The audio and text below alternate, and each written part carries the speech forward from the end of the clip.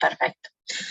Bueno, entonces, el día de hoy vamos a empezar a ver el texto de Karl Popper que tenemos para ver en prácticos, ¿sí? Nosotros vamos a ver el primer capítulo de la lógica de la investigación científica de Karl Popper. El primer capítulo se llama Panorama de algunos problemas fundamentales, ¿sí? Esta semana y la semana que viene vamos a ver este texto, ¿sí? Vuelvo ahora ya en breve voy a compartir pantalla y darles unas presentaciones y demás. Como no voy a poder verlos y no voy a estar viendo el chat, les pido cualquier duda, cualquier participación y demás, directamente se desmutean y hacen la consulta o el planteo que consideren, ¿sí? Así que, si me permiten, voy a compartir pantalla.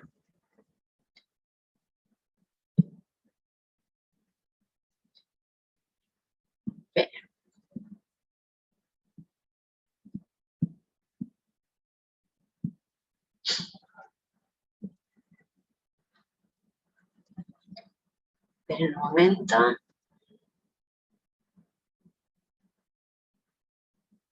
Voy a cerrar esto porque si no me mareo. Lo tengo, vamos a hacerlo así. Bueno, entonces nosotros tenemos para ver este texto de Karl Popper. Karl Popper es un filósofo austríaco, nació en 1902 y falleció en el año 1994, ¿sí?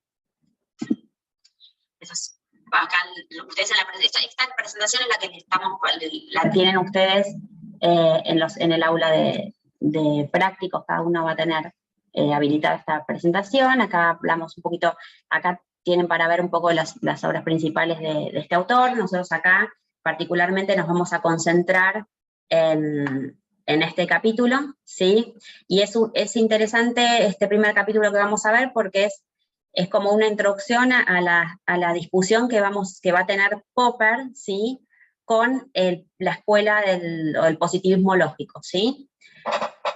Yo en algún momento voy a salir de esta presentación y les voy a pasar los tipos de razonamiento, es lo que me parece importante que lo vean, así que eventualmente les voy a cambiar la presentación.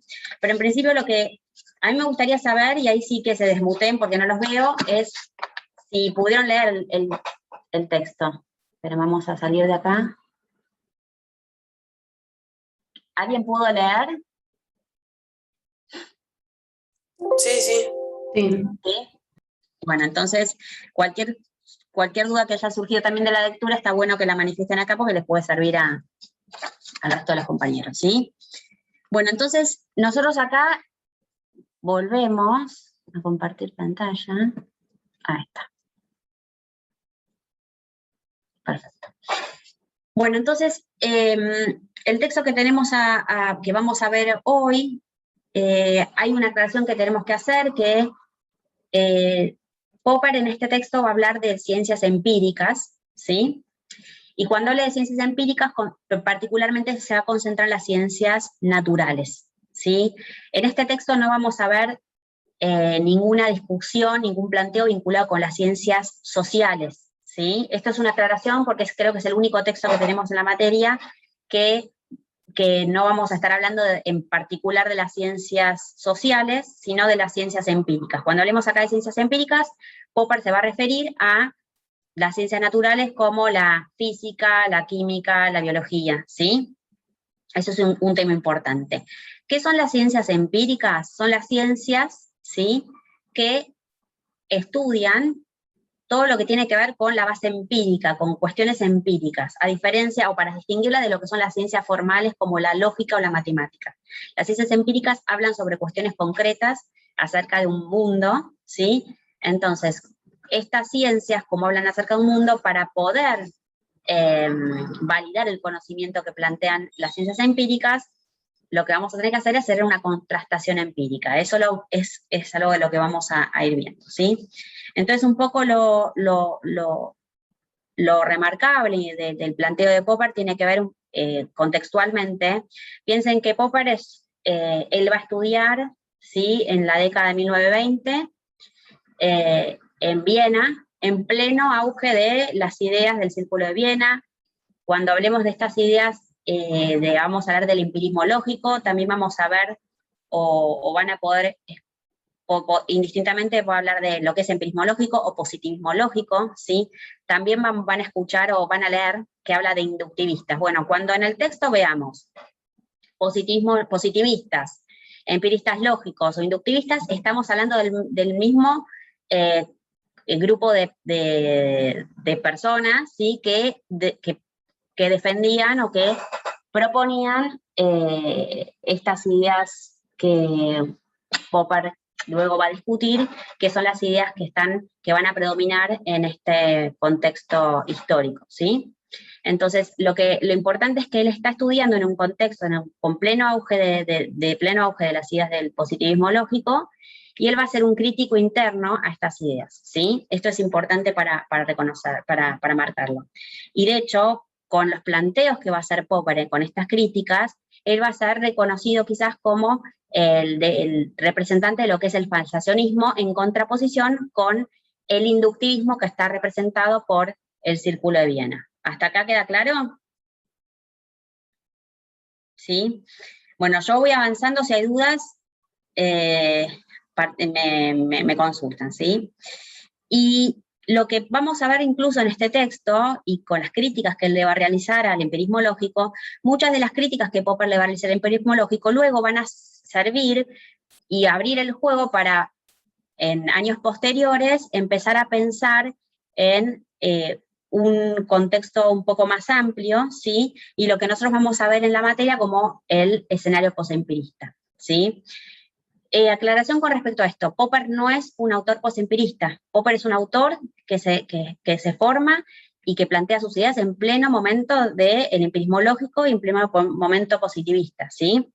Pero muchos de los planteos que Popper va a hacer, o de cuestionamientos que va a hacer a esta filosofía positivista, luego van a servir para eventualmente empezar a pensar en una visión un poco más, o un escenario diferente, o donde no hay una sola idea hegemónica en la ciencia, ¿sí? ¿Hasta acá queda claro? ¿Y por qué quiero aclarar esto? Porque cuando hablemos de Popper vamos a hablar de, como decíamos, representante del falsacionismo, y incluso va a ser conocido como representante de lo que es el racionalismo crítico, ¿sí? ¿Por qué racionalismo crítico? Porque vamos a ver en este capítulo y en todo el planteo de Popper que las principales críticas que él realiza al inductivismo y los principales aportes que Popper va a plantear para pensar en términos metodológicos las ciencias empíricas se vinculan con la forma en la que vamos a establecer los razonamientos para validar el conocimiento científico, ¿sí? Los argumentos principales de Popper para sus propuestas y sus críticas al inductivismo están centradas fundamentalmente en cuestiones de tipo de razonamiento lógico, ¿sí? Y en este texto lo que a ver, vamos a ir avanzando, Profe, una pregunta. ¿Entonces está bien decir que Popper es empirista? No, no está bien decir que Popper es empirista. Popper es racionalista crítico, ¿sí? El empirismo, ahora lo vamos a ver, si bien él se va a formar en un contexto, ¿sí? dominado por el empirismo lógico, él va a ser un crítico al empirismo lógico, ¿sí? Él, de hecho, él va a ser crítico, porque si uno dice que es empirista, o sea, ¿quién es empirista? Es el que plantea que el fundamento del conocimiento científico se basa en la observación empírica, ¿sí? Que la observación es la base del conocimiento científico, ¿sí? Popper lo que va a decir, quien plantea esto o sea, le falta una parte muy importante que tiene que ver con, primero, la teoría es importante, y aparte, la observación no es el único fundamento, ¿sí? Esa observación que nosotros planteamos como fundamento tiene que estar basada en cómo vamos a observar y cuál es la teoría y cuál es el tipo de razonamiento que guía esa observación, ¿sí? Si no caemos en el empirismo ingenuo o la observación ingenua, ¿sí? Entonces, en ese sentido, tenemos que ser más cuidadosos con eso. Esperen que voy a A ver, ya que estamos, yo siempre les doy los tipos de razonamiento de lógica. A ver, si me permiten voy a compartir, voy a salirme un poco de la presentación. Ahí está. ¿Sí? Antes de empezar de lleno en la crítica vamos a hacer así. Ahí está, que queda mejor, ¿no? Ahora sí. ¿Ahí ven bien? Bueno, antes de introducirnos en el texto de Popper y en la discusión que va a tener Popper en torno a dos ejes fundamentales, a ver, Popper va a discutir con los inductivistas o los empiristas lógicos en torno a dos cuestiones, ¿sí? Por un lado, ¿cómo vamos a distinguir enunciados científicos de enunciados pseudocientíficos con pretensión científica, ¿sí? Esto en el texto va a figurar o va a aparecer como el criterio de demarcación, ¿sí? Entonces, uno de los ejes de discusión que va a tener Popper con el empirismo va a tener que ver con el criterio de demarcación, ¿sí? ¿Cuál es un criterio adecuado que me va a permitir a mí separar enunciados científicos de enunciados no científicos, ¿sí? Una segunda cuestión que él va a discutir en este texto con el empirismo lógico tiene que ver con cómo podemos obtener o tener un criterio, conjunto de criterios que nos permita asegurar la aceptabilidad o validez de los enunciados científicos. ¿Sí? Acá es lo que nosotros vamos a ver en el texto como digamos, lo que es la justificación o validación del conocimiento científico. Esperen que voy a admitir algo. ¿Sí?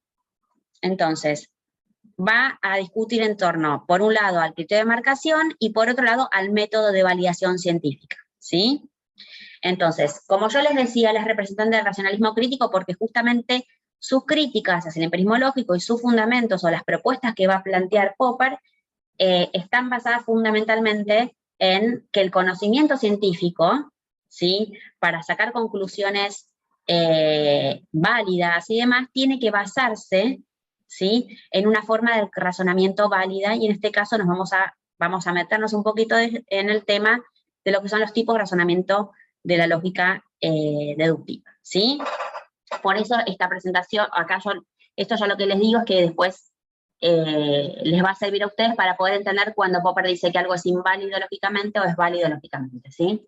Entonces ahora sí, vamos un poco a desempolvar el material del CBC de pensamiento científico, o que hayan visto en la secundaria acerca de lógica, y vamos a ver un poquito los tipos de razonamientos válidos. Hasta acá, si hay alguna duda, me dicen, ¿sí?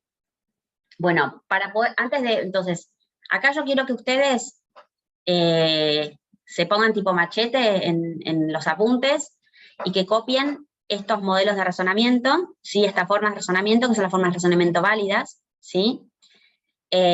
Porque a partir de esto, nosotros vamos a poder entender cuándo estamos hablando de un tipo de razonamiento válido y cuándo estamos hablando de un tipo de razonamiento inválido, ¿ok? Entonces, de los tipos de razonamiento válidos según la lógica deductiva, ¿sí? Tenemos dos, ¿sí? Por un lado, el modus ponens, que también lo van a ver como modus ponendo ponens, ¿sí? Y el modus tollens, que también lo van a poder ver como modus tollendo tollens, ¿sí? Acá es importante que tengan en cuenta que son formas de razonamiento que si uno sigue estas formas, ¿sí? Y le agrega contenido, va a poder, o sea, después uno le agrega contenido. Lo importante es seguir la forma estructural, ¿sí?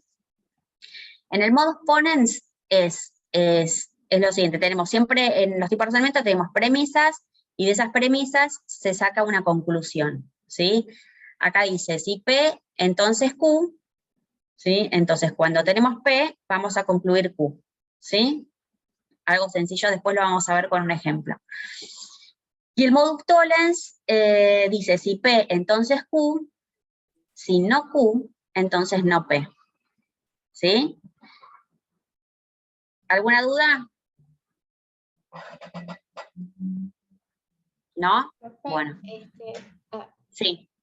Cuando usted dice que no Q, quiere decir que no, si no hay conclusiones no existe la preposición.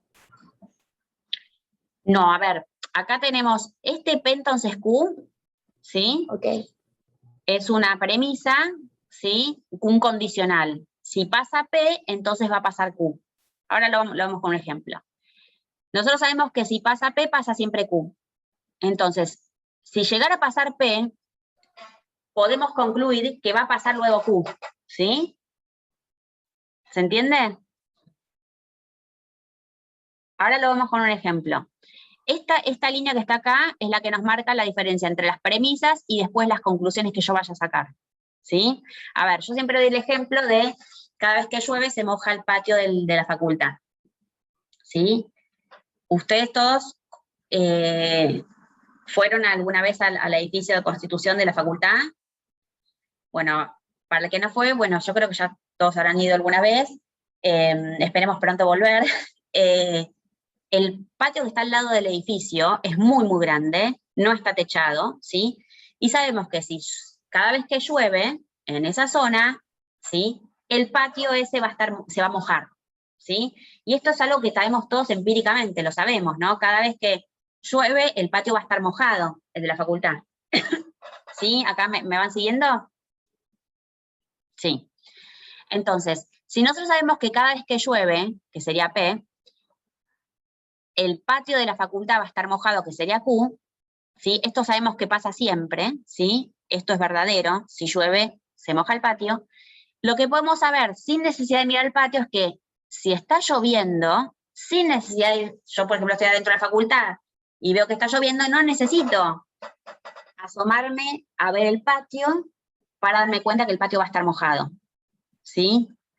Puedo concluir que si yo sé que cada vez que llueve se moja el patio y yo me entero que está lloviendo, voy a concluir sin necesidad de ir a verlo que el patio va a estar mojado. ¿Estamos de acuerdo con eso? Díganme que sí para seguir. ¿Alguien? Sí, profe. Bueno, perfecto. Bueno, entonces, este es el tipo de razonamiento que le podemos agregar cualquier contenido, ¿sí? Por ejemplo, ustedes van a tener un texto de teóricos, el de explicación y predicciones, y está el ejemplo de hay una ley ya aceptada científicamente, que es que todos los metales, cuando se someten al calor, se dilatan, ¿sí? Entonces, P sería los metales que se dilatan al calor, un metal sometido a calor, por ende el metal se va a dilatar, ¿sí? Esto se sabe, es una ley, ¿sí? Si es un metal y ese metal lo sometemos al calor, se va a dilatar, ¿sí? Ya con esa ley que está aceptada y que ya está válida y demás, sabemos que, entonces, si tengo acá un pedazo de metal y lo voy a someter al calor, sé que si lo someto al calor, esto se va a dilatar, ¿sí? Sí, entonces, si no sé, esta lapicera de metal, la someto al calor, como conclusión es que esa lapicera se va a dilatar. ¿Se entiende? Con el contenido que querramos, si uno sigue este tipo de razonamiento, vamos a siempre saber que vamos a llegar a conclusiones verdaderas. ¿Sí? ¿Esto qué significa? Si esta premisa es verdadera y esto que está acá es verdadero, sí o sí la conclusión que yo saque acá va a ser verdadera. Esto es lo que ustedes en algún momento hicieron en pensamiento científico o en lógica con las tablas de la verdad, que no lo vamos a hacer acá, ¿sí? Ahora, el otro tipo de razonamiento válido, que es el modus tollens, tiene una lógica que, si estamos frente a premisas verdaderas, también vamos a sacar como conclusión verdadera, y sería, volvamos al ejemplo del patio y la lluvia, ¿sí? Cada vez que llueve, se moja el patio, esto sabemos que es verdadero, ¿sí? Ahora, ¿qué pasa? Vamos y vemos que el patio no está mojado, sería no Q, porque si Q es mojado, no Q es no mojado. Entonces, si el patio no está mojado, ¿sí? Podemos estar seguros que no está lloviendo, ¿sí? ¿Se entiende? Yo sigo, ¿eh? Bueno, entonces, vamos con el ejemplo de a ver, si P era un metal, que si un metal se somete al calor, ese metal se va a dilatar, ¿sí? Yo tengo acá esta lapicera, ¿sí? Y yo quiero saber si esta lapicera es de metal, que la compré, me dijeron, sí, esto es de metal, no es plástico pintado, nada, bueno, qué sé yo. Bueno, entonces, ¿qué voy a hacer? Yo quiero saber si esto que está acá, ¿sí? Es metal, ¿sí? Si es un metal, se va a dilatar al calor, ¿sí? Entonces, yo lo someto al calor y no se dilata. Por ende, sé que esto no es un metal. Puede ser otro material, ¿sí? Por ejemplo, que se derritió, ¿sí? Y no se dilató. Se derritió muy rápido. El metal también se dilata con el calor, pero no con mayor calor. ¿Se entiende esto? Bueno, lo que tienen que tener en cuenta es que estos son los tipos de razonamiento y sean muy cuidadosos con las letras que usamos y los signos, en donde decimos menos y menos. No se confundan porque cambiando un mínimo signo o cambiando el orden de esto, estaríamos yendo a un tipo de razonamiento inválido, que es lo que vamos a ver a continuación. ¿Sí? Bueno, acá lo que tenemos es los tipos de razonamiento inválidos. ¿Sí? A diferencia de lo que vimos antes con el modus tollens y el modus ponens, los tipos de razonamiento inválidos son estructuras que parecen, ¿sí?, tipo de razonamientos válidos, pero que por alguna cuestión, por cómo están armadas, ¿sí?, nos vamos a dar cuenta que nos pueden llevar a conclusiones erróneas, ¿sí? Los dos tipos de razonamiento inválidos que nos van a servir a nosotros para entender este texto de Popper, tiene que ver principalmente con la falacia de afirmación del consecuente, que esta es la más importante, porque este modelo, la falacia de afirmación del consecuente, es el modelo que utilizan los inductivistas para validar el conocimiento científico, ¿sí? Y vamos a darnos cuenta que es un tipo de razonamiento inválido, ¿sí? ¿Qué plantea la falacia de afirmación del consecuente? Acá vamos con el mismo ejemplo vamos a ver cómo funciona. Vamos con el ejemplo de que cada vez que llueve se moja el patio, ¿sí? Si llueve, que es P, Q se moja el patio, ¿sí? Entonces nosotros lo que vemos es, estamos en la facultad y sabemos siempre que cada vez que llueve se va a mojar el patio, ¿sí? Ahora, estamos y llegamos a la facultad y vemos que el patio está mojado, ¿sí? Entonces decimos, mira, yo no me di cuenta, pero entonces tiene que estar lloviendo, ¿sí? Porque cada vez que llueve se moja el patio, si el patio está mojado, está lloviendo, ¿sí? ¿Acá me siguen? Sí, profe. Bueno, ahora, ¿cuál es el problema acá? ¿Sí? ¿Cuál es el problema? Que quizás el patio puede estar mojado no por la lluvia, sino por otra cuestión, o porque lo baldearon, o porque lo están limpiando, ¿sí? Entonces, el problema acá es que si nosotros nos basamos en este tipo de razonamiento, donde sabemos que cada vez que llueve se moja el patio, y nos dicen, mira que el patio está mojado, y nosotros queremos decir, bueno, entonces si es así, sin mirar el pronóstico, sin mirar el cielo, nada, yo sé que está lloviendo, yo ahí puedo caer en un error, porque mi conclusión de que está lloviendo puede ser verdadera como falsa, ¿sí? Porque el hecho de que el patio esté mojado puede deberse a otra razón, ¿sí? ¿Queda claro? Sí, sí. Bueno, entonces, cuando uno basa por ver que esto pasa, concluir que el único motivo por el que esto puede pasar puede ser esto, ahí está el error, ¿sí?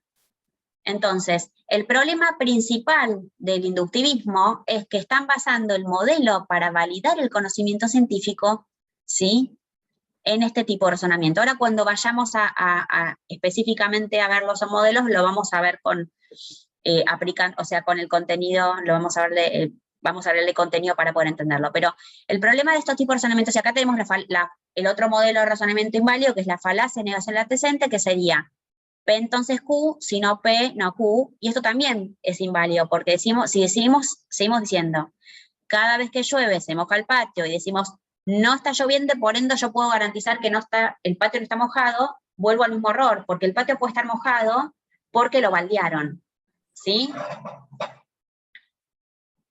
¿Se entiende?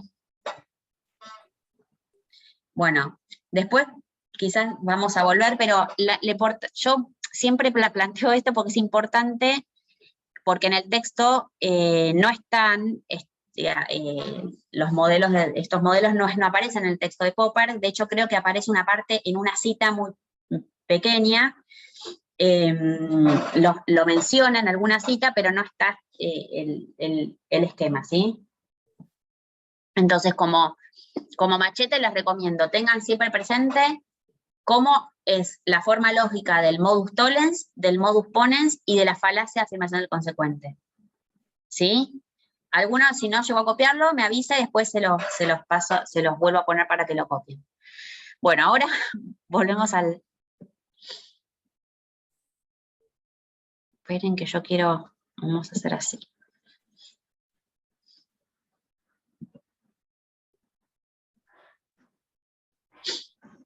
Bueno, ahora sí voy a compartir, pero lo voy a compartir como presentación porque me resultaba... Esperen, que lo voy a cancelar así, disculpen porque... Ahí está. Para comparto.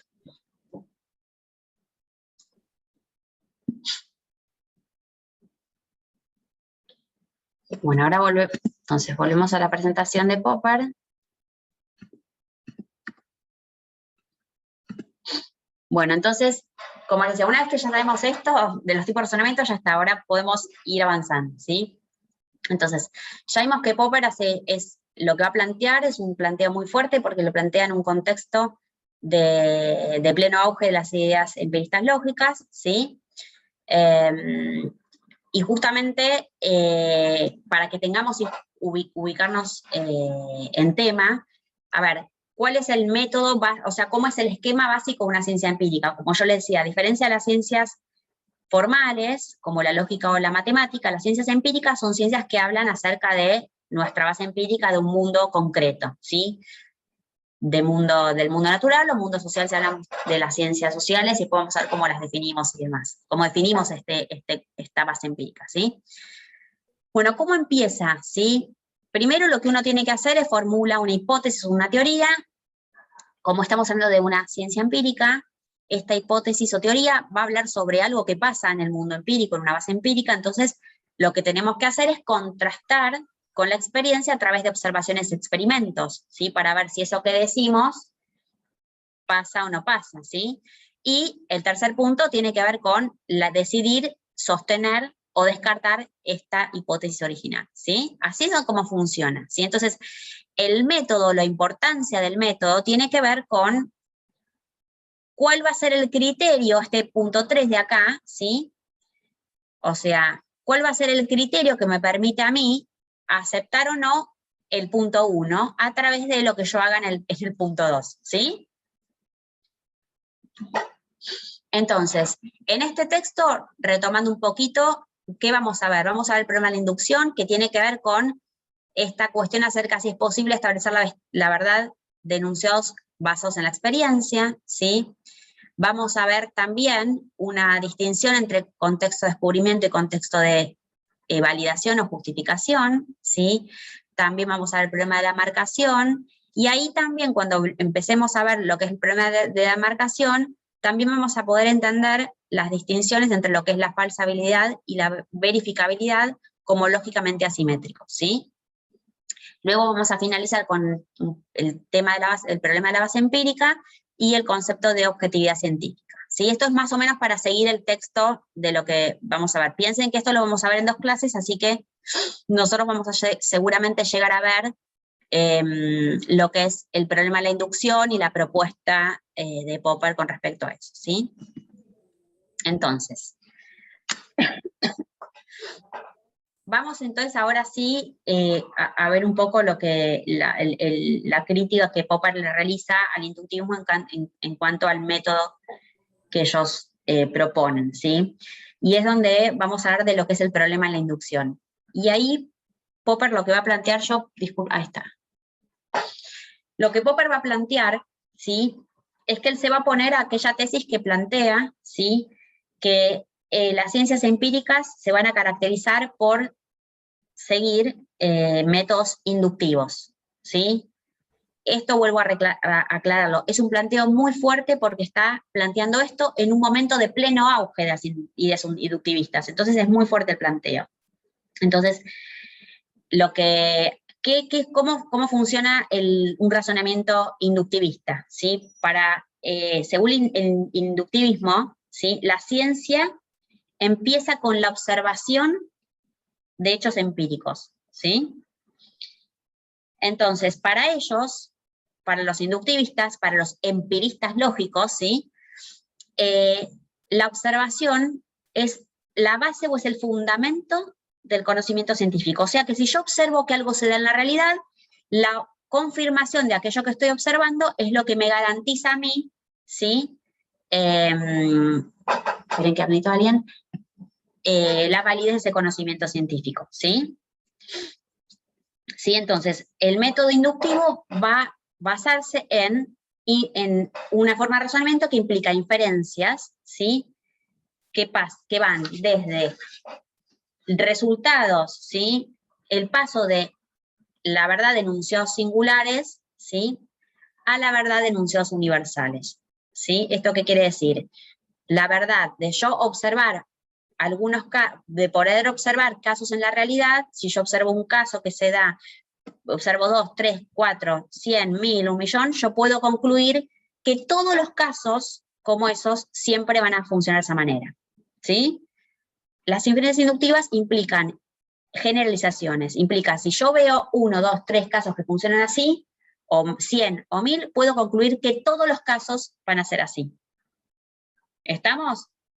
Entonces, lo que va a decir Popper es que las inferencias inductivas no son justificables desde el punto de vista lógico, ¿sí? Y esto lo vamos a ver porque justamente las inferencias inductivas van a tomar como modelo la falacia de afirmación del consecuente, que es la que acabo de mostrar, después lo vamos a ver en contenido, ¿sí?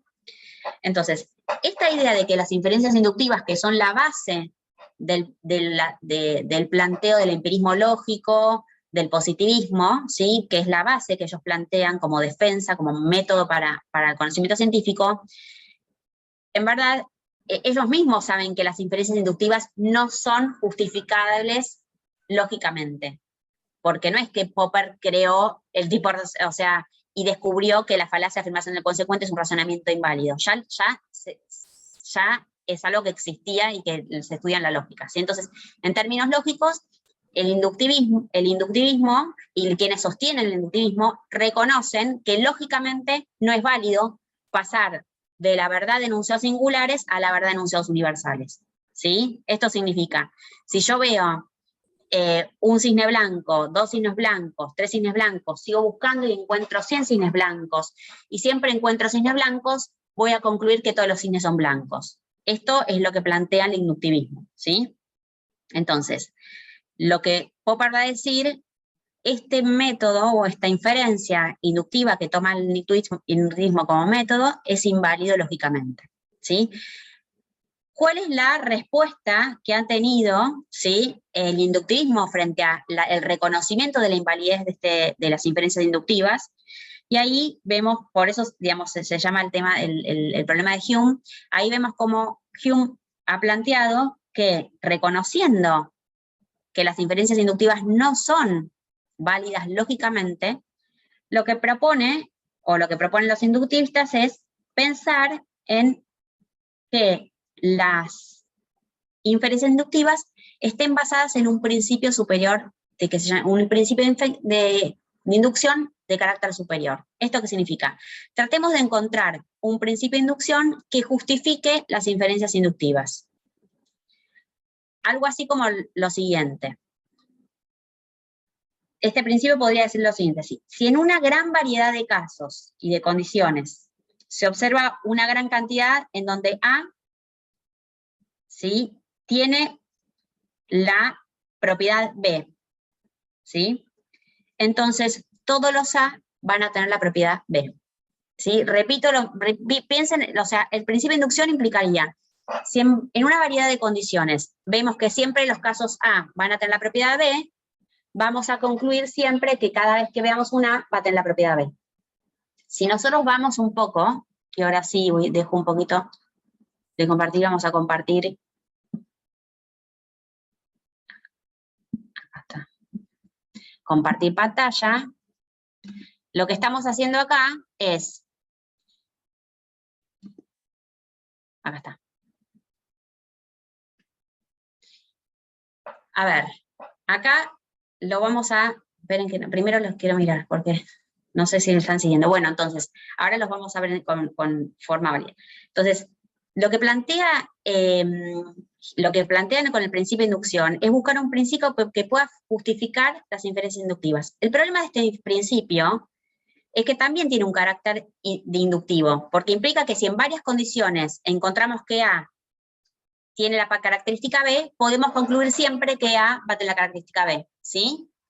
Entonces, eso es volver a pensar en pasar de pocos casos y generalizar a que todos los casos van a ser así. ¿Se entiende? Veo a alguien que se entiende.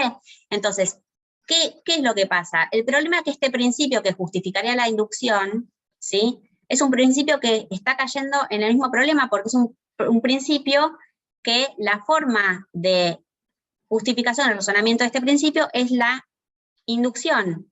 Entonces, ¿cómo podemos justificar la inducción a través de un principio que ese principio es un principio inductivo? Y eso lo que nos lleva es al problema de la regresión infinita, ¿sí?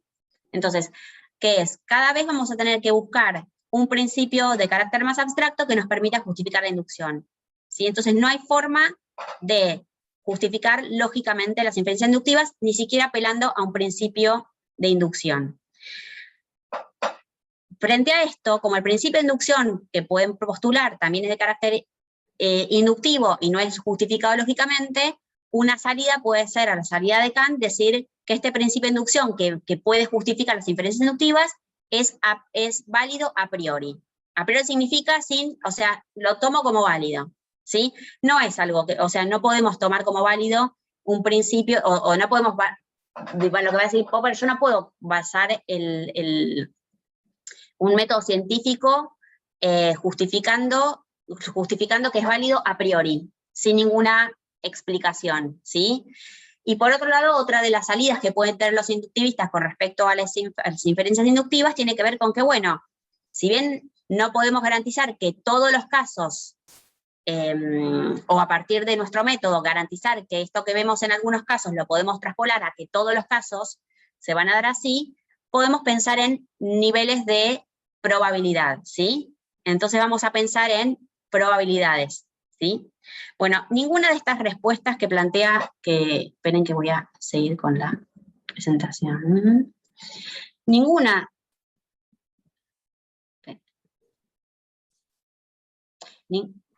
de estas planteos, ¿sí? Popper va a quedar satisfecho y va a decir, no hay forma de justificar las inferencias inductivas porque estamos, ahí está, no hay forma de justificar las inferencias inductivas, ¿sí? Esto es lo que ya vimos.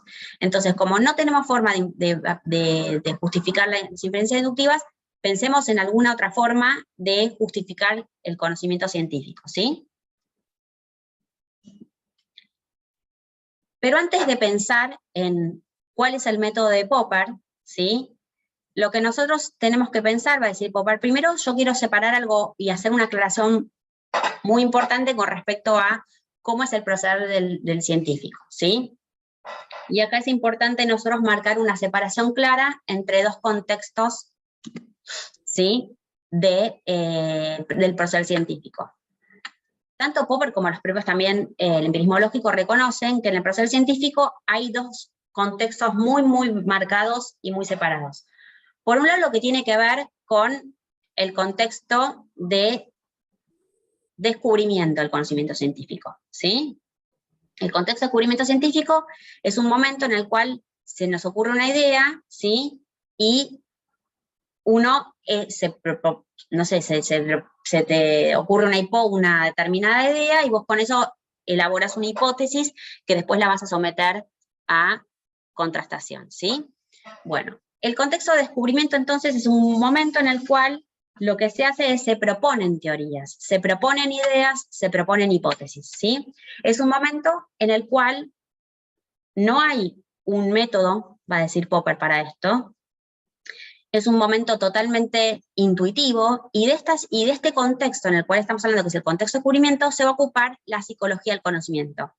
que es una disciplina que se va a ocupar de saber, bueno, cómo se te ocurrió la idea de la persona, en qué contexto lo hizo, ¿sí? Pero nada tiene que ver este momento con lo que es la epistemología o la lógica del conocimiento, ¿sí? Y es lo que a Popper realmente le interesa, ¿sí? Entonces Popper dice, bueno, una cosa es el contexto de descubrimiento, ¿sí? Donde a mí se me puede ocurrir una determinada idea y demás, y hasta ahí no hay ningún método que pueda haber para descubrir algo o proponer algo. Ahora bien, cualquier idea que yo proponga, para poder considerarse luego un enunciado científico, la tengo que validar, la tengo que justificar, ¿sí? Y es ahí donde entra en juego lo que es el contexto de validación o justificación del conocimiento científico, ¿sí? Este es el contexto, en este contexto sí, a diferencia del descubrimiento, en el contexto de justificación tenemos que tener muy claro cuál es el método, tenemos que ser muy rigurosos con el tipo de razonamiento que utilizamos para poder validar el conocimiento, y de este contexto digamos, la epistemología, la lógica del conocimiento se ocupa de este contexto, ¿sí? De este momento. Acá es importante ver cuál es el método que uno utiliza, porque justamente los métodos que utilicemos nosotros para justificar los conocimientos científicos son los que van a validar el conocimiento científico. ¿Se entiende esto? ¿Cuál es el problema que ve Popper?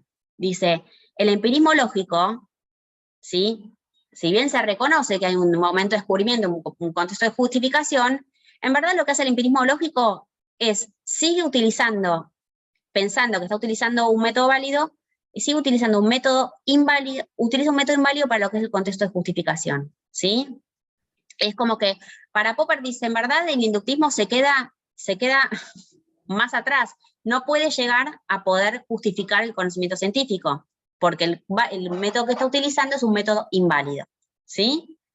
Entonces, frente a eso, lo que va a plantear Popper es que a él no le importa si una idea surge por la observación, como plantea el inductismo, el empirismo lógico, no importa si la idea surgió por la observación de varios casos, no importa si la idea surgió porque se me ocurrió, o si la idea surgió porque estaba soñando y se me ocurrió, ¿sí? No importa, lo importante es que yo cualquier idea que proponga, la tengo que someter a un método válido, ¿sí? Entonces, frente a esto, él va a decir, yo lo que voy a proponer es un método, ¿sí?, para justificar el conocimiento científico, y el método tiene que ser válido lógicamente. ¿Sí? ¿Hasta acá queda claro? No sé si estoy yendo muy rápido. Bueno, entonces, el planteo de Popper, y ahora sí, yo les voy a salir de acá, y vamos a ir a los tipos de razonamiento, que eso es importante. Acá.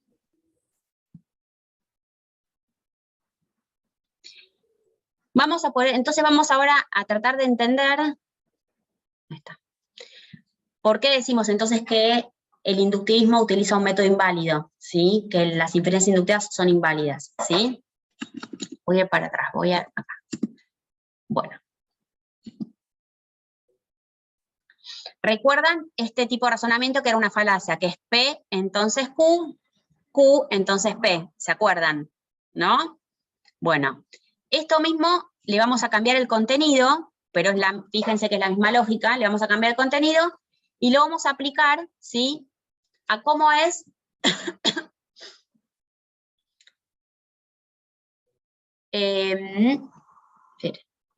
parece que no es consecuente. Tolerance. Ahí está, esperen, porque quiero. Bueno. Vamos a cambiar el contenido de lo que está acá, ¿sí? Acuérdense, ¿cómo funciona la ciencia, el proceso científico? Primero se me ocurre una idea, ¿sí? Una hipótesis, que yo esa hipótesis la tengo que poner a prueba, ¿sí? Entonces, yo la tengo que poner a prueba, esa hipótesis, y tengo que una vez que para poner a prueba yo tengo que contrastarla empíricamente, ¿sí? Si yo voy a la realidad y a partir de la contrastación empírica yo puedo concluir si acepto o no esa hipótesis que estoy proponiendo, ¿sí?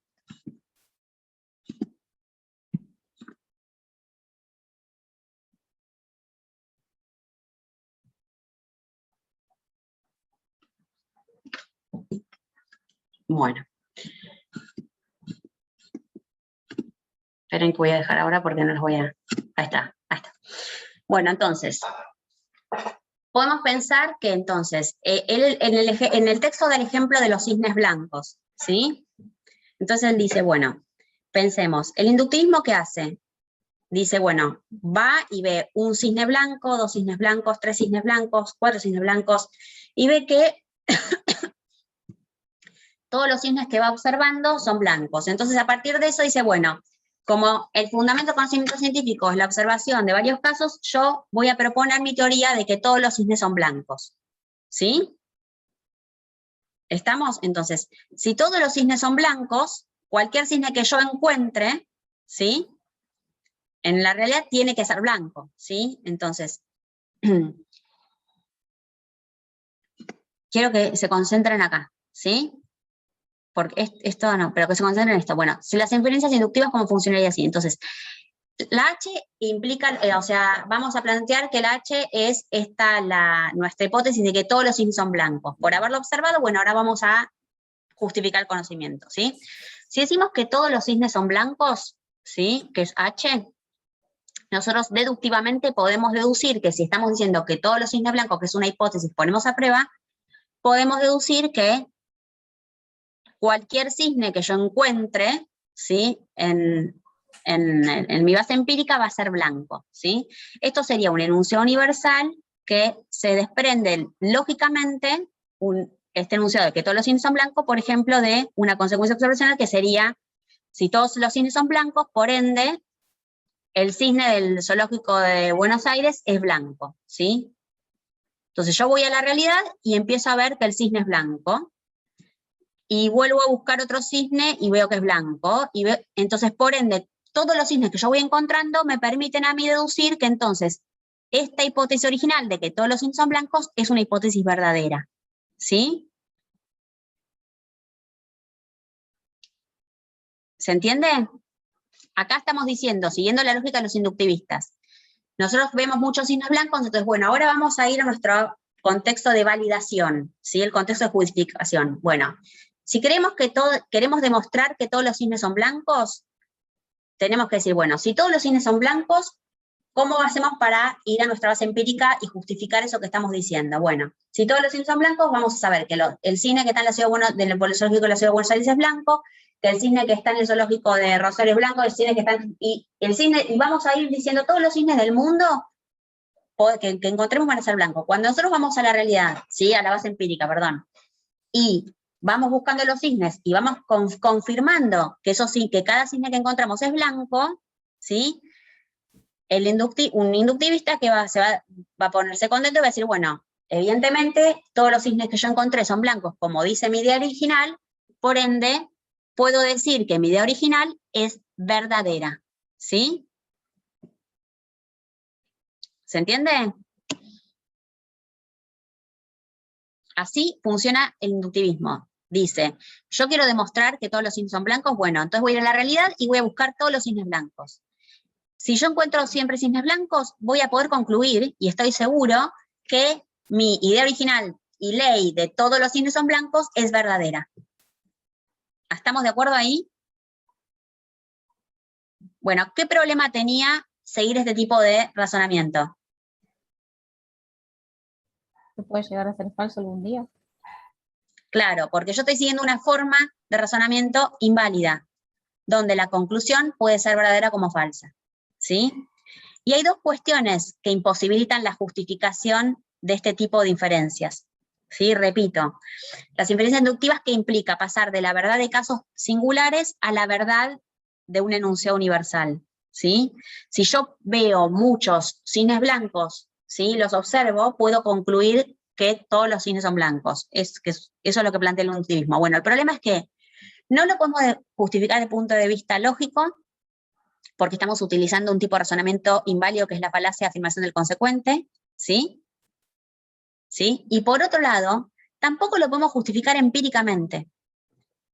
Porque, a ver, un enunciado universal, que son las hipótesis o leyes, ¿qué son universos? Tienen forma, o sea, ¿qué características tienen los enunciados universales? Que hablan de todo tiempo y todo lugar, ¿sí? Todo tiempo y espacio. Si yo estoy afirmando que todos los cisnes son blancos, estoy diciendo que todos los cisnes de todo el mundo y de toda la historia son blancos, ¿sí? Estoy hablando de todo tiempo y lugar. Y no hay forma empírica, y acá sí es empírica, para poder ir y buscar todos los cisnes de la historia y todos los cisnes del mundo y confirmar que todos esos cisnes son blancos, ¿sí? No hay forma empírica. ¿Se entiende? Veo algunas caras y... Entonces, no lo podemos justificar desde el punto de vista lógico, porque sí es una falacia, y no, tampoco se puede justificar desde el punto de vista empírico, ¿sí? Entonces, lo que va a decir Popper es, bueno, esto no es posible lograr. Yo lo que voy a hacer es proponer un método que nos permita tener, digamos, confianza, que nos permita tener o confiar en el conocimiento científico, que al menos que las conclusiones que nosotros sacamos a través de este método, ¿sí?, sean conclusiones que nos permitan, digamos, validar el conocimiento científico, ¿sí? Y ahora sí vamos a volvamos a la presentación. Ahí está. Entonces ahora sí vamos a lo que es el método que propone Popper, que es el método hipotético-deductivo.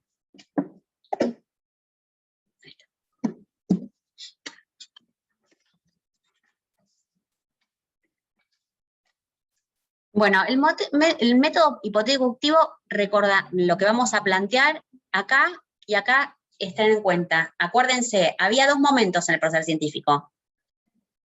El contexto de descubrimiento y el contexto de validación, ¿sí? O el contexto de justificación. Nosotros acá, y a Popper le va a interesar, concentrarse en el contexto de validación o justificación del conocimiento científico. Vuelvo a repetir, no me importa, a Popper no le importa cómo llegamos a una hipótesis que vamos luego a tratar de contrastar empíricamente, a tratar de validar. No importa cómo yo llego a una idea en el contexto de descubrimiento, ¿sí? Y esto es importante tenerlo en cuenta. De hecho, hasta Popper mismo puede decir, hasta podés usar la inducción en este momento. Si vos viste 1, 2, 3, 100 casos de cisnes blancos y querés elaborar la teoría de los cisnes blancos, perfecto. Hasta incluso usar la inducción para eso. Pero después tenés que justificarla. Y no podés seguir usando la inducción para justificar eso que estás diciendo. ¿Estamos? Entonces, ¿qué es lo que propone? ¿Cómo es que funciona entonces el método que va a proponer Popper, que es el método de contestación deductiva de teorías, ¿sí? En este caso, lo que va a plantear Popper es cómo comienza entonces el método para contrastar teorías. Por un lado, como dijimos, ¿sí? Se presenta una nueva idea, ¿sí?, a modo de conjetura, ¿sí?, que puede ser una hipótesis o una teoría, que yo lo que hago es, la estoy proponiendo a modo provisorio, ¿sí?, no importa cómo a mí se me ocurre esa idea. Y vamos de nuevo, volvamos a la teoría de que todos los cisnes son blancos. Bueno, entonces yo por haber visto en toda mi vida cisnes blancos, quiero elaborar la teoría de que todos los cisnes son blancos, ¿sí? Entonces no importa, esta es la primera idea que propongo, ¿sí? Ahora, de esta idea, y ahora sí, yo voy a ir, perdón, que sea tan... Vamos a salir de acá.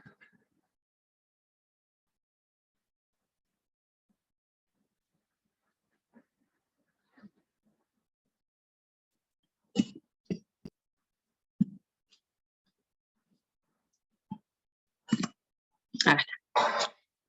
Este es el esquema que propone Popper, ¿sí? De mi idea original, de mi hipótesis a modo provisorio, que es de que, por ejemplo, que todos los cisnes son blancos, ¿sí?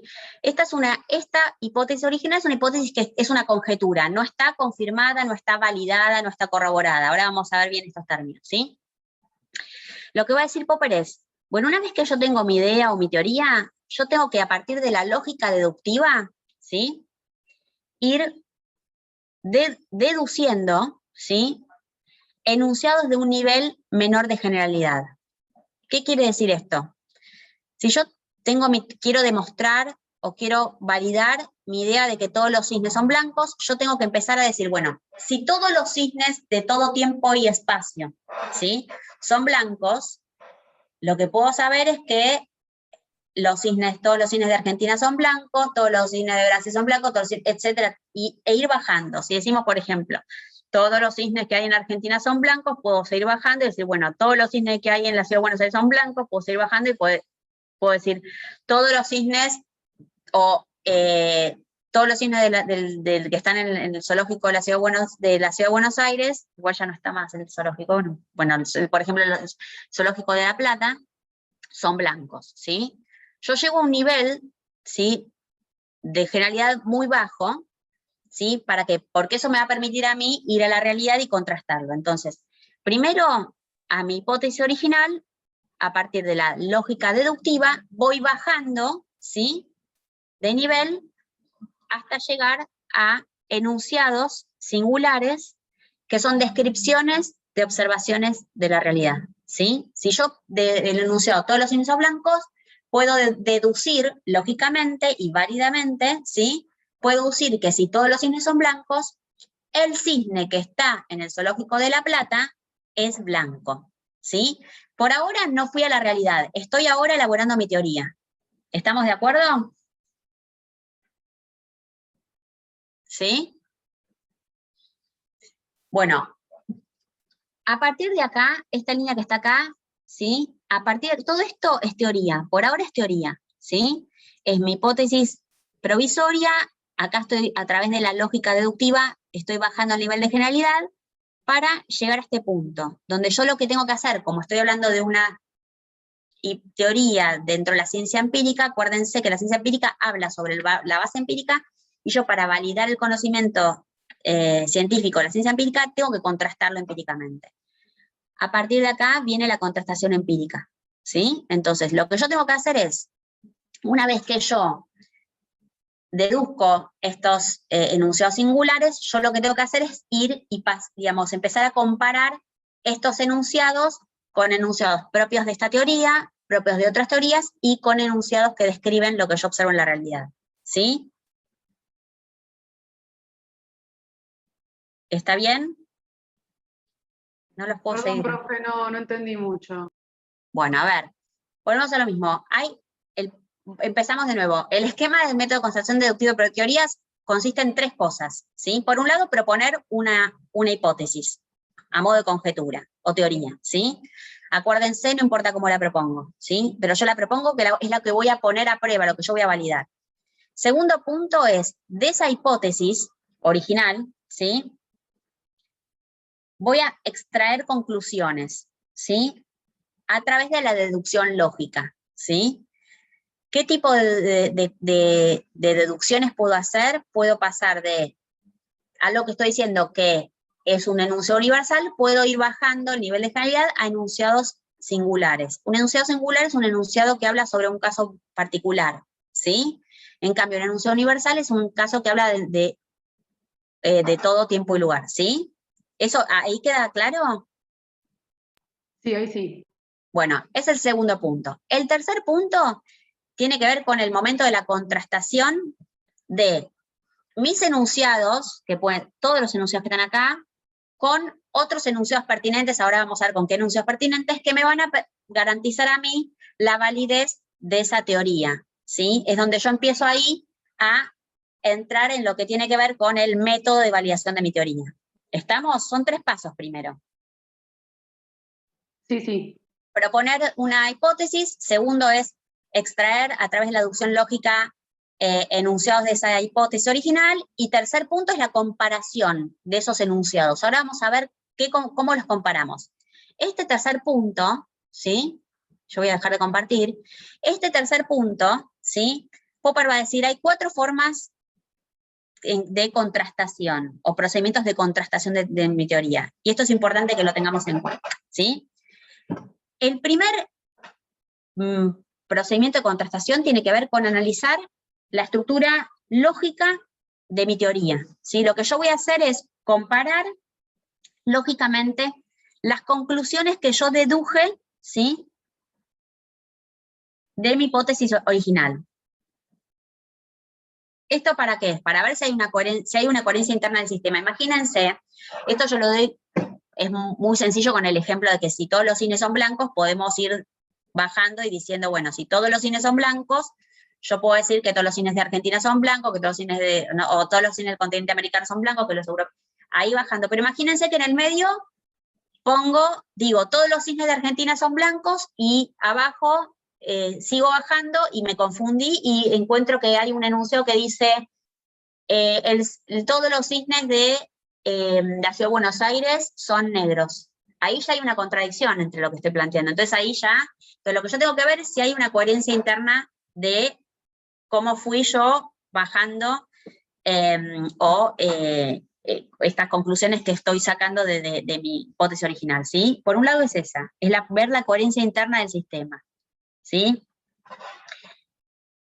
Por otro lado, hay que estudiar la forma lógica, ¿sí? El segundo punto es estudiar la forma lógica, ¿sí? Para determinar si se trata de una teoría que es una teoría empírica, científica, o por ejemplo, si es una tautología que no me agrega información. ¿Qué queremos decir con esto? Si es una teoría que es empírica o digamos, va a hablar de, si hablamos de una teoría científica o empírica, estamos hablando de una teoría que agrega información. Ahora, si por ejemplo nos terminamos en nuestras conclusiones o lo analizamos y nos damos cuenta que estamos diciendo que decimos, nuestra teoría todos los cisnes son blancos, y terminamos diciendo que todos los cisnes son cisnes, no hay mucha información, ¿sí? Entonces, lo que nosotros tenemos que ver es si es una teoría que agrega información, ¿sí? Un tercer procedimiento de contrastación de la teoría que estamos proponiendo tiene que ver con la comparación de mi teoría, ¿sí? De esta teoría que estoy proponiendo, con otras teorías que ya están vigentes o que ya están, que están aceptadas científicamente en mi contexto, en la academia, digamos, o en el mundo científico, ¿sí? Entonces, lo que yo aquí tengo que ver es comparar si lo que propone mi teoría implica un avance para el conocimiento científico, o eso que yo estoy proponiendo ya lo planteó otra teoría, ¿sí? Imagínense que yo estoy proponiendo la teoría de todos los cisnes de Argentina son blancos, esa es mi teoría, ¿sí? Y yo estoy re contenta, ya saqué todas las conclusiones, estoy preparándome para ir y hacer trabajo de campo, y me doy cuenta y me entero, veo una revista científica o voy a la biblioteca y me entero que ya existe una teoría que no solo dice que todos los de Argentina son blancos, dice todos los cisnes del mundo son blancos. Entonces, lo que yo diga con mi teoría no va a agregar nada de información, ¿sí? Una vez que yo paso estos 3 procedimientos, tengo que pasar al cuarto procedimiento, que tiene que ver con la contrastación empírica de mi teoría. Es ahí donde yo estoy viendo si lo que plantea mi teoría se condice con lo que hay en mi base empírica, ¿sí? En este punto, ¿sí?, que es la contrastación empírica de mi teoría, es donde yo voy a utilizar lo que es el método o el tipo de razonamiento del modus tollens, ¿sí? Ahí lo que yo tengo que hacer es, tengo que ir a mi base empírica y a través del método propuesto por Popper tratar de corroborar aquello que estoy diciendo, ¿sí? ¿Cómo es que funciona esto? Vamos a ir.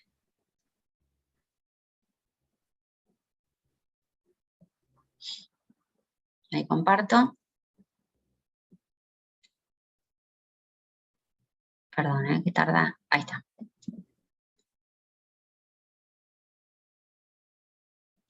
Bueno, acá están los 4 procedimientos que vimos, ¿sí?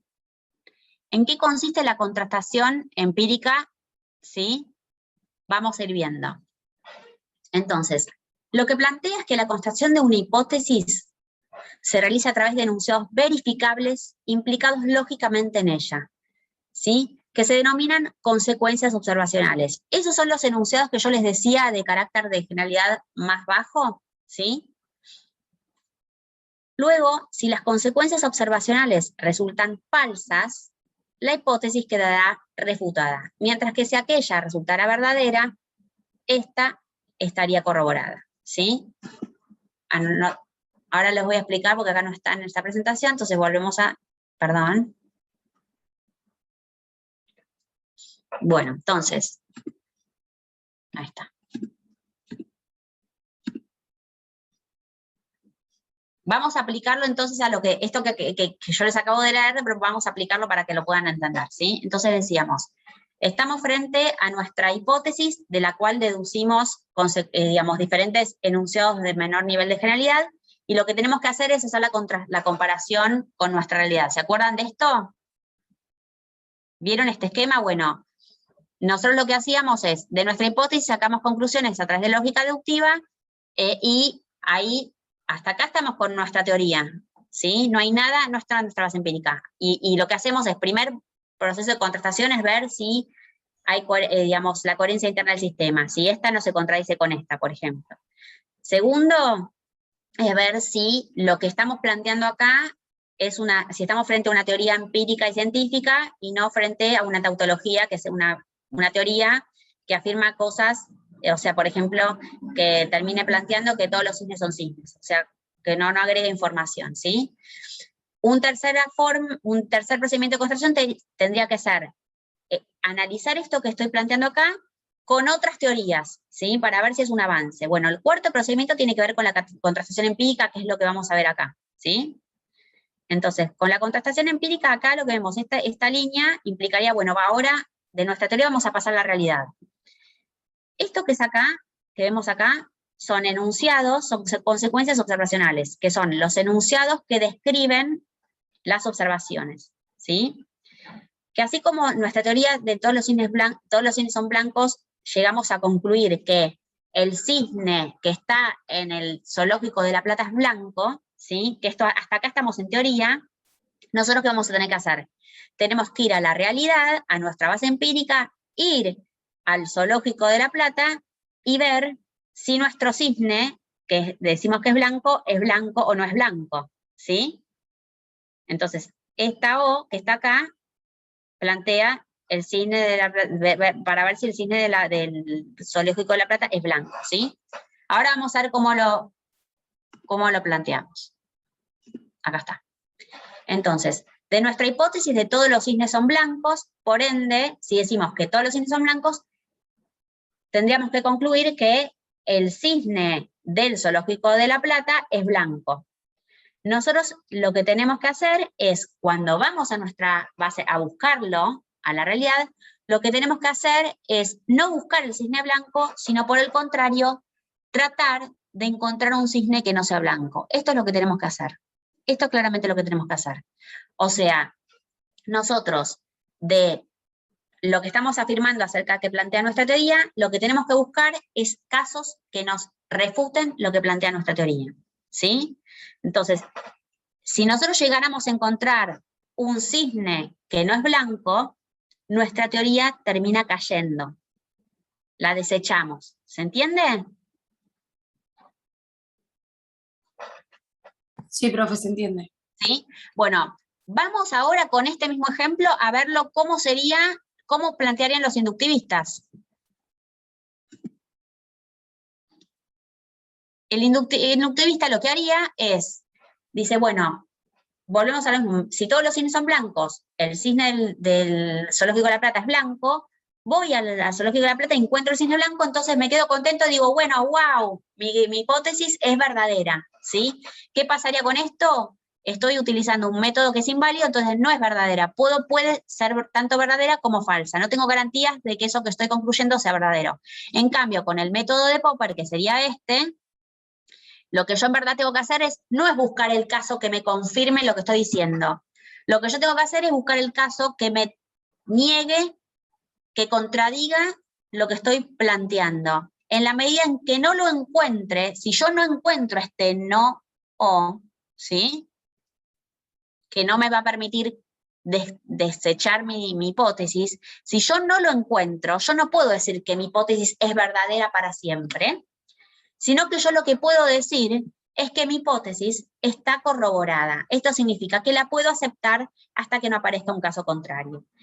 A ver, uno puede decir, bueno, pero entonces, en definitiva, vos estás diciendo que esto es por ahora funciona. Bueno, la fuerza de mi hipótesis ¿sí? Original. La fuerza de mi hipótesis va a estar dada en la medida en que yo vaya a mi base empírica, busque casos, trate de buscar casos que me lo nieguen, y en la medida en que yo trate de buscar casos que me lo nieguen y no los pueda encontrar, esa teoría va a tener más fuerza para ser aceptada, ¿sí? Pero siempre aceptada como corroborada y no como confirmada, ¿sí?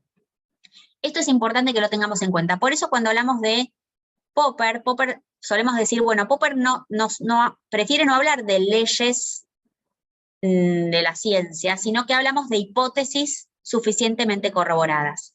Porque siguiendo esta lógica, no podemos pensar que existen verdades últimas en la ciencia, justamente porque no hay ningún método válido que nos permita establecer verdades últimas de enunciados universales.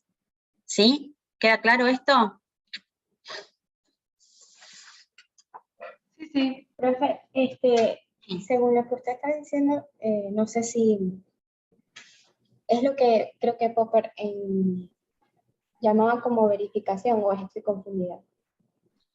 Claro, a ver, los inductivistas, él no habla de verificación. Los inductivistas plantean que a través del método inductivo, si yo encuentro, por ejemplo, con mi teoría de los cisnes blancos, ¿no? Si yo encuentro un cisne blanco y todos los cisnes que yo encuentre son blancos, yo estoy verificando mi teoría, ¿sí? En cambio, lo que dice Popper, yo no puedo verificarlo porque no existe forma lógica, y esto es importante que lo tengan en cuenta, no existe forma lógica de pasar de la verdad de enunciados singulares, como la verdad de estos enunciados singulares que son descripciones de observaciones de la realidad, a la verdad de enunciados universales. No hay forma. Es una inferencia inductiva y no tiene forma de justificación lógica, y también lo vimos que no hay forma de justificarlo empíricamente, ¿sí? Entonces, la verificación es el método que proponen los inductivistas, ¿sí? Que es, tratemos de verificar lo que dice mi teoría o mi hipótesis, y una vez que yo la verifico a través de encontrar casos singulares verdaderos, yo esa verdad la transfiero a la verdad del enunciado universal, y ahí ya estoy generando un problema, ¿sí? Entonces Popper no va a hablar de verificabilidad o verificación, sino que Popper va a hablar de corroboración, ¿sí? Y va a hablar de lo que uno va a tratar de hacer es falsar, uno va a tratar de hacer falsar aquello que estamos planteando. En la medida en que yo no puedo, buscando falsarlo, yo no encuentro ningún caso que me refute lo que estoy planteando, voy a aceptar eso que estoy planteando. Pero lo voy a aceptar siempre como una hipótesis suficientemente corroborada que afirma que las cosas por ahora no son diferentes. Pero no quiere decir que van a ser así para siempre. ¿Sí? Gracias, profe. Bueno, una vez que queda más claro cuál es el planteo en términos de método de validación de Popper, podemos ir lo que es al segundo punto. Vamos a introducirnos un poco en el segundo punto y ya lo dejamos para la clase que viene, que tiene que ver con lo que es el problema de la demarcación, ¿sí? La segunda cuestión que Popper discute con el inductivismo, que está íntimamente vinculada al método de validación que van a proponer ellos, tiene que ver con que, así como el inductivismo no cuenta con un método válido o un método adecuado para validar el conocimiento científico, el inductivismo tampoco cuenta con un criterio de demarcación aceptable para separar enunciados científicos de enunciados no científicos, ¿sí? O sea, el criterio de demarcación que ellos proponen no es adecuado, ¿sí? Entonces, ¿cuál es el planteo de los inductivistas con respecto al criterio de demarcación? Los inductivistas proponen lo que es el principio verificacionista, ¿sí? Ellos proponen la verificabilidad como aquel criterio que nos permite establecer digamos, si un enunciado es científico o no científico, ¿sí? ¿Qué plantean los inductivistas? Dice, todo enunciado que puede ser verificado por la experiencia es considerado un enunciado científico, ¿sí? Por el contrario, aquellos enunciados que no pueden ser verificados por la experiencia son enunciados pseudocientíficos, metafísicos, y no los podemos tomar como enunciados con sentido. Aquí hay dos cuestiones importantes con respecto al criterio de marcación que plantean los inductivistas, que ellos enlazan la cientificidad de un enunciado, o sea, el carácter científico de un enunciado, a que ese enunciado pueda ser verificado. Significa que uno, a través de la contracción empírica, lo pueda establecer su verdad. Y por otro lado, también vinculan la cientificidad y verificabilidad de un enunciado al carácter de sentido del mismo. O sea, para el inductivismo, los únicos enunciados con sentido son aquellos enunciados verificables y científicos, ¿sí? Esto es algo muy fuerte, porque ellos plantean que los únicos enunciados con sentido son aquellos enunciados verificables, ¿sí? Dejando afuera a aquellos enunciados que no se pueden verificar, son enunciados que no tienen sentido, ¿sí? Esa es la tesis verificacionista del sentido, ¿sí? Que plantean los inductivistas. Bueno, Popper va a discutir o va a criticar este planteo desde los dos puntos de vista, o desde los dos ejes que plantean los inductivistas. Por un lado, la verificabilidad como método, como criterio de marcación no es aceptable porque él no va a plantear, al revés, él dice, la cientificidad de un enunciado no se tiene que vincular a si ese enunciado puede ser verificado por la experiencia, ¿sí? Porque hay algo muy importante, y ya lo vimos. ¿Qué enunciados tan importantes para la ciencia no pueden ser verificados? A ver. Y los de la astronomía. ¿Cómo? Repetí, no escuché. No, la astronomía, por ejemplo. La astronomía. Sí. ¿Qué tipo de enunciados tiene? Y o sea, son generales, pero a su vez, o sea, uno no los puede corroborar con los sentidos por el hecho de que no puede ver todo lo que la astronomía dice que pasa. Y, a ver, ¿qué otros enunciados no se pueden verificar? Los de la astrología, profe. ¿Lo de la astrología? Sí. Eso porque bueno, no hay teorías que lo fundamenten, ¿cómo es? A ver, vamos a algo más sencillo. ¿Los deductivos? ¿Cómo? ¿Los deductivos puede ser? ¿Qué es un enunciado deductivo? Bueno, lo que estaba planteando ahí Popper, que justamente se puede corroborar el enunciado con la teoría falsacionista, pero no se puede verificar. Bueno, ¿cuáles son esos enunciados? ¿Qué tipo de enunciados son esos? Singulares, universales. Universales. ¿Sí? Ahí escuché que alguien dijo universales. ¿No? Sí, profe, yo dije. A ver, las leyes científicas, ¿sí?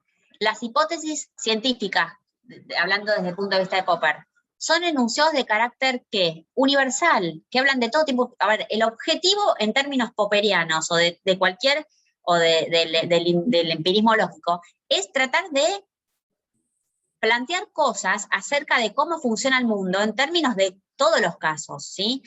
Tienen pretensiones o sea, universalistas. O sea, lo que nosotros queremos tratar de plantear, o sea, a través de nuestras leyes, eso decir Popper, ¿no? Nuestras hipótesis, ¿sí? Es tratar de explicar todos los casos, ¿sí? Entonces, los enunciados universales que las leyes científicas, las hipótesis suficientemente corroboradas científicas, tienen esta forma, porque hablan de todo tiempo y lugar, no pueden ser verificadas por la experiencia. ¿Por qué no podían? ¿Por qué no pueden ser verificadas? Porque, ¿se acuerdan? No hay forma lógica de establecer la verdad de casos singulares a la verdad de casos generales. No hay forma, ¿sí? Ni empírica ni menos lógica, ¿sí? Entonces, ¿qué pasa? Dice, con este criterio de marcación que proponen los inductivistas están dejando afuera a las mismas leyes científicas, a las hipótesis suficientes, porque está dejando afuera a los enunciados más importantes de la ciencia, porque no pueden porque no son enunciados verificables. No hay forma de verificarlos. Entonces, por un lado, ese es uno de los problemas. Y el segundo problema tiene que ver con que Popper no va a enlazar el carácter de sentido de un enunciado con su carácter científico. ¿Por qué? Popper va a decir que que hay un montón de enunciados que no son científicos, pero tienen sentido, ¿sí? Entonces, él hace este quiebre, que esto también después va a tener consecuencias, o sea, lo vamos a ir viendo también a lo largo de la materia y demás. O sea, él no solo plantea la verificabilidad como criterio de marcación inductivista, no sirve porque está dejando afuera a los enunciados universales, que son las leyes y las hipótesis, ¿sí? Sino también que no podemos decir que los únicos enunciados con sentido son los enunciados verificables o enunciados científicos, como dicen los inductivistas, ¿sí? El sentido de un enunciado puede, o sea, no necesariamente está enlazado con que sea un enunciado científico, ¿sí? Obviamente, todos los enunciados, para Popper, todos los enunciados científicos tienen sentido, pero no son los únicos que tienen sentido, eso es lo que quiere decir, ¿sí? Entonces, cuando él plantea eso, él va a plantear entonces, en contraposición con la verificabilidad, que es el criterio que proponen los inductivistas, él va a proponer la falsabilidad, ¿sí? Y yo creo que ¿sí? Entonces, él va a proponer la falsabilidad. ¿En qué consiste la falsabilidad? ¿Sí? Popper va a decir, el criterio de marcación que yo propongo plantea que un enunciado es científico, ¿sí? En la medida en que es falsable. Es importante esta terminación, es falsable. No estamos hablando que sea ni que es falso ni que está falsado, es falsable. ¿Qué significa que sea falsable? Que existe la posibilidad de falsarlo eventualmente, ¿sí? Cuando hablamos que un enunciado es falsable, hacemos referencia a que hay posibilidades de que casos de menor nivel de generalidad puedan llegar a contrastar lo que estoy diciendo, ¿sí? Por ejemplo, si yo digo, hoy es miércoles y sale el sol, ¿sí? Entonces yo digo, ay, miércoles pasado también salió el sol. Entonces si yo digo, todos los miércoles sale el sol, y puedo ser más específica, todos los miércoles sale el sol en la ciudad de Buenos Aires, ¿sí? Pues yo estoy en la ciudad de Buenos Aires. Ese enunciado, todos los miércoles sale el sol, o todos los miércoles sale el sol, ¿es un enunciado que es falsable o no falsable?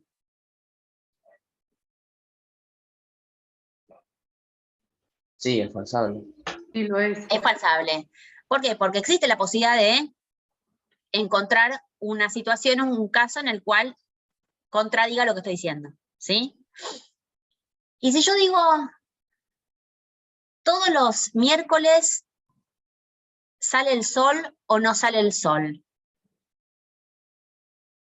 en la ciudad de Buenos Aires, ¿es un enunciado falsable? No. ¿No?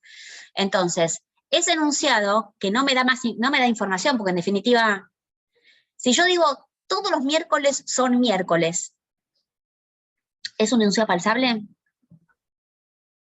Es una tautología. Es una tautología. ¿Es falsable?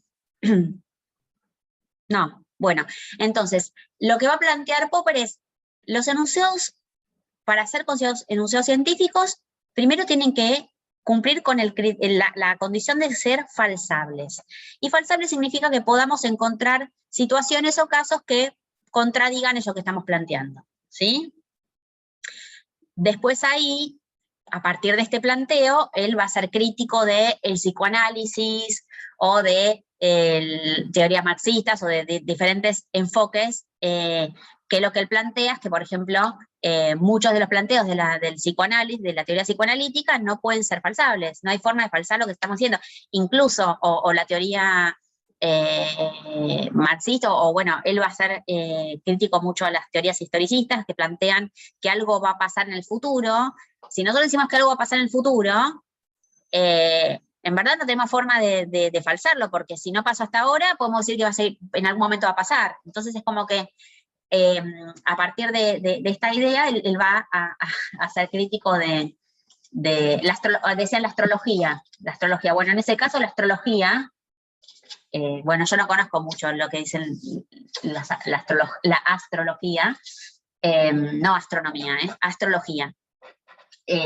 Bueno, la astrología quizás hay cosas que no se pueden, o sea, no hay, entonces él va a decir, bueno, como no hay forma de falsar esto que está diciendo, no lo tomo como científico, ¿sí? Bueno, entonces, el primer planteo que tenemos que tener en cuenta acá, que un enunciado va a ser considerado científico si tiene esta posibilidad de estar de ser contrastable, ¿sí?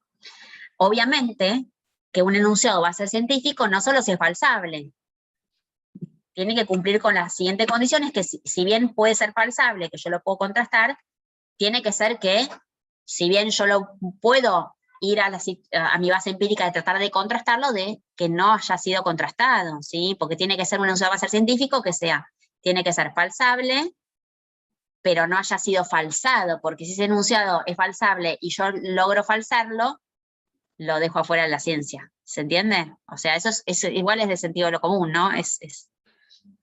Pero bueno, entonces, él lo que plantea es a la falsabilidad como criterio de marcación, ¿sí?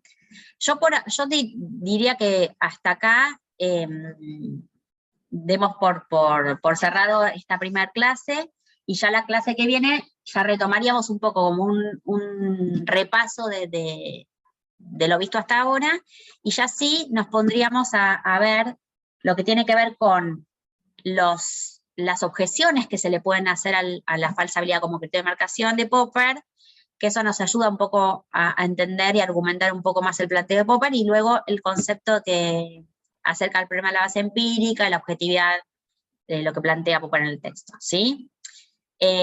Podemos aprovechar que nos queda tiempo para plantear dudas o preguntas sobre lo visto hasta ahora, si quieren que vuelva a plantear algo de lo visto, algo que no quedó claro. Profe, yo justo te iba a hacer una pregunta acerca, no entendí muy bien cuando Popper dice que los inductivistas no pueden diferenciar entre la ciencia y la metafísica. Esa parte no me queda muy claro. Perfecto, mira, a ver, la ciencia es lo que es el discurso científico, y se considera metafísica aquello que no es, digamos, no es científico, ¿sí? De hecho, el planteo del inductivismo son muy fuertes cuando plantean este criterio de marcación, porque dicen, esto es ciencia, el resto es metafísica y no tiene sentido, ¿sí? Entonces, cuando Popper dice que no pueden separar entre ciencia y metafísica, justamente es porque el criterio que ellos proponen no les permite separar realmente aquello que es ciencia de aquello que no es ciencia, porque están dejando afuera a las leyes, a los enunciados universales aceptados científicamente. Porque de hecho ningún enunciado universal puede ser verificable. No es verificable y no puede ser verificado. ¿Se entiende? Entonces, cuando dice que que no puede establecer esta distinción clara entre ciencia y no ciencia, entendés a la metafísica como no ciencia, ¿sí? Entonces, cuando dice no puede establecer esta separación clara, justamente por eso. Porque lo que utiliza como criterio, vos a partir de ese criterio estás dejando afuera un montón de enunciados que son fundamentales para la ciencia, y los estás considerando, si vos sos estricto, como inductivista y verificacionista, estás planteando entonces que son metafísicos esos enunciados. Perfecto, muchas gracias. Sí, clarísimo. ¿Alguna otra duda? Profe, yo quería saber si también, bueno, con este criterio de marcación, Popper también marca como si fuera una especie de por ahí que un enunciado es mejor mientras más falsable sea, ¿no? Es decir, mientras por ahí tenga más información específica que pueda ser falsable que otro. Es decir, ¿tiene como porcentaje, Popper marca porcentajes o...? Yo preferiría no hablar de porcentaje o de probabilidad, porque si no nos quedaríamos mucho más, pero lo que vos decís, estás en lo correcto en el sentido de que, de hecho, él lo va a argumentar, lo que vamos a hablar la clase que viene, cuando se empiezan a plantear las objeciones a la falsabilidad. Lo que va a plantear Popper es que justamente cuanto más información acerca del mundo plantea un enunciado, a ver, ¿por qué hablamos de enunciado y no de hechos? Porque quizás es algo que es previo, ¿no? Obviamente, cuando hablamos de la ciencia empírica, hablamos de la ciencia es un discurso sobre un mundo. Entonces, vamos a hablar de enunciado siempre, ¿sí?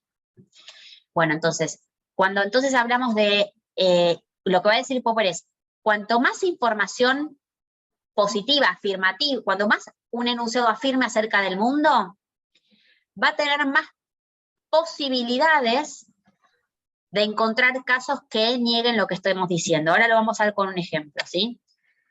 ¿Por qué? Perdón, que voy siempre al ejemplo de los cisnes, pero es sencillo y ya lo tenemos incorporado, pero si decimos el enunciado, todos los cisnes del mundo son blancos, tenemos este enunciado, y tenemos otro enunciado que dice, todos los cisnes del continente americano son blancos. Piensen y contesten, ¿cuál de los dos enunciados dice más información acerca del mundo? El segundo. ¿Por qué? A ver. Porque engloba todo el continente americano. ¿Y el primero que englobaba? ¿Argentina habías dicho? ¿O No, me confundí? no. Todos los cisnes del mundo. Perdón, entonces sí, el del mundo. Se me había justo trabado el audio, perdón. Perdón. Bueno, entonces, el enunciado que dice todos los cisnes del mundo son blancos, dice más acerca del mundo que el enunciado todos los cisnes de Argentina son blancos, o del continente americano son blancos. ¿Sí? Entonces, y si bien, y acá vemos, el de todos los cisnes del mundo que dice más información, tenemos muchas más oportunidades de encontrar casos que niegan aquellas que estamos diciendo, porque ahí, para negar este enunciado grande que dice todos los cisnes del mundo son blancos, ¿sí? No solo tenemos para ir a ver todos los casos de los cisnes del continente americano, tenemos para ir a ver los cisnes de los otros continentes. Entonces, siempre vamos a tener más posibilidades, más casos, más oportunidades de negar lo que estoy diciendo.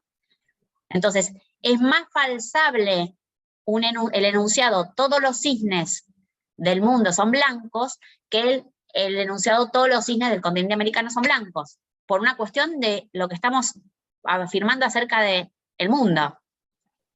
¿Queda claro eso? Entonces, cuanto más información demos acerca del mundo, más falsable tiene que ser, va a ser aquello que estamos afirmando, porque va a haber más posibilidades de contradecir lo que estamos diciendo. ¿Sí?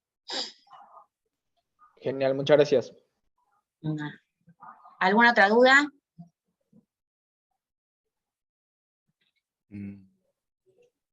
¿No? Bueno, si no hay ninguna otra duda, esto está grabado, así que yo ahora voy a... Muchas gracias. Bueno, si no hay ninguna otra duda, ya quedamos para la semana que viene. Vamos a volver a hacer un repaso de esto y a terminar de ver lo que yo les comenté, que son las objeciones a la falsabilidad que se le pueden hacer al criterio que plantea Popper, pero Popper las defiende y argumenta, ¿sí? Y después vamos a ver...